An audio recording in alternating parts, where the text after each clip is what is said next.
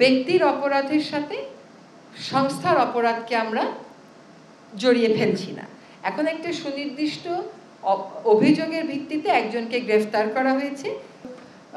সরকার এমন কিছু করছে যেটা ফ্যাসিবাদের দিকে যাবে, এই কথাটা বলা হয়নি। বলা হচ্ছে যে 3 মাসের মধ্যে এমন কিছু বক্তব্য দেয়া হচ্ছে বিভিন্ন জায়গা থেকে, যেমন পত্রিকা ঘেরাও করো। তো এই বক্তব্যগুলো আসলে উস্কানিমূলক এবং সেইগুলো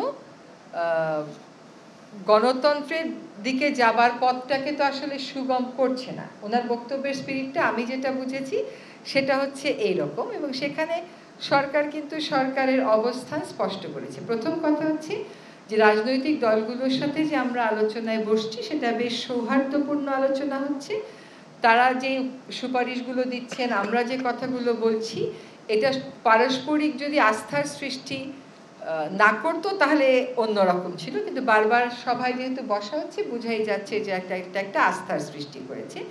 আর নির্বাচনে যাওয়ার জন্য যে কথাটা বলা হচ্ছে, আমরাও বারবার বলছি নির্বাচনে যাব, এটা তো যেতেই হবে আমাদেরকে, এটা তো আমাদের কাজ। একই সাথে তাদের পক্ষ থেকে সংস্কারের জন্যও কিন্তু সমর্থন দেয়া হচ্ছে। এখন তাদের পক্ষ থেকে কখনো কখনো বলা হচ্ছে একটা সময় দিয়ে দেওয়ার জন্য, সেই সময়টার ব্যাপারে আসলে আমরা অবস্থান নিতে পারছি না। এই জন্য যে আমরা সংস্কার প্রস্তাব কি আসবে, সংস্কার করতে কতটুকু সময় লাগবে, এটা না জেনে তো নির্বাচনের সময়টা বলে দেওয়া যাচ্ছে না।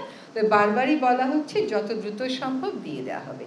এখানে আরও দুটো কথা একটু বলার দরকার, যেটা আমরা আজকে আলোচনা করেছি। একটা হচ্ছে এই যে কিছু হলেই একটা উত্তেজনা ছড়িয়ে পড়ে, এটা নিয়ে আজকে আমরা কথা বলেছি যে সব কিছুই তো আলাপ আলোচনার মাধ্যমেই শেষ পর্যন্ত শেষ হয়। তাহলে প্রথমেই রাজপথটাকে বেছে না নিয়ে সরকারের সাথে আলাপ আলোচনা করলে মানুষের মনে যে একটা আশা, ওই আশার জায়গাটা আর সংকুচিত হবে না।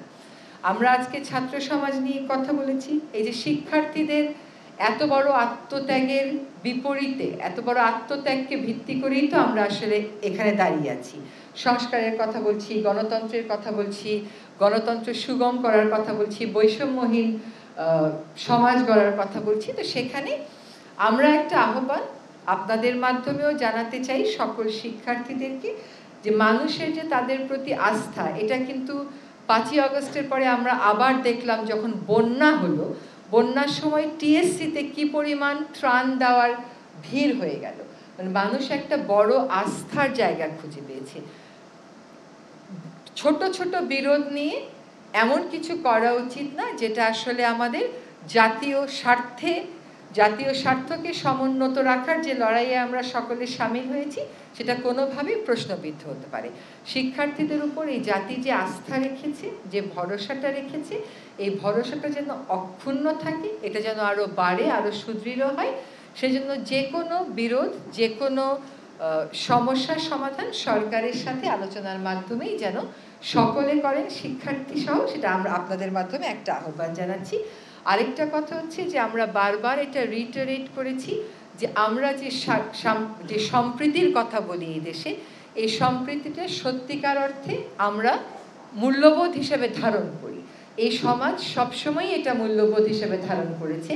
এটা যদি আপনারা গতকাল যে পরিস্থিতিটা শান্ত থাকলো এটাও মূল্যায়ন করেন, তাহলেও দেখবেন যে অনেক উস্কানি আসতে পারে, কিন্তু সহসা বাংলাদেশে এইসব উস্কানিতে প্ররোচিত বাংলাদেশের সাধারণ মানুষ কখনো হবেন না। এবং বাংলাদেশের এই সাধারণ মানুষের যে স্পিরিটটা, এটা সরকারেরও স্পিরিট, যে এখানে কেবল আমরা সম্প্রীতি বলবো তা না, আমরা সত্যিকার অর্থে সম্প্রীতিটা স্থাপন করে দেব। এই জন্য যত আমাদের মধ্যে দূরত্ব থাকতে পারে, ভুল বুঝাবুঝি থাকতে পারে, দাবি দেওয়া থাকতে পারে, সেগুলো নিয়ে আমরা সকল সময় আলোচনা করব, প্রকাশ্যে আলোচনা করব, প্রয়োজনে তারা আসবেন, আলোচনা হবে। প্রতিটি অপরাধের বিচার হবে, অপরাধের বিচারের সাথে এই সম্প্রীতিকে আমরা কোনোভাবেই মিলিয়ে ফেলব না। এবং এই সম্প্রীতিটা যাতে এই সরকার আমরা যে কয়দিন দায়িত্বে আছি, এই সম্প্রীতিটার বন্ধনটা যেন আরও দৃঢ় হয়, আমরা সেটার জন্যই আন্তরিকভাবে কাজ করে যাব। সংস্থা নিষিদ্ধ করার কোনো আলোচনা সরকারের মধ্যে হয়নি। দাবি অনেকই উঠতে পারে, দাবির সপক্ষে মানুষ অনেক কর্মসূচিও দিতে পারে। ব্যক্তির অপরাধের সাথে সংস্থার অপরাধকে আমরা জড়িয়ে ফেলছি না।